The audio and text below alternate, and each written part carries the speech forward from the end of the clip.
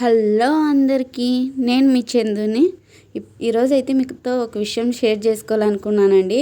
ఈరోజు మార్నింగ్ దాసప్ప వచ్చిండండి. దాసప్పని చూస్తే నాకు ఎక్కడ లేని భయం వచ్చేస్తుంది.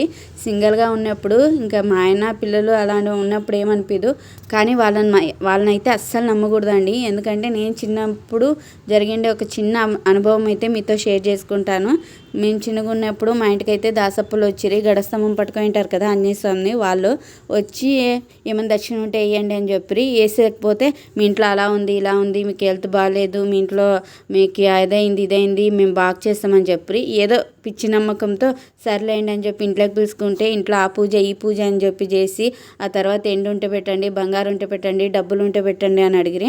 మా ఇంట్లో అయితే అవి ఏవి లేవండి. అప్పుడు మాది కష్టం ఉండే చాలా. లేకోకుండా దానికి ఒక 100 రూపాయలు ఒకటి దక్షిణ ఒకటి పెట్టినాము. అది పెట్టిన తర్వాత అప్పటికే 100 రూపాయలు అంటే ఎంతో విలువ కదండి.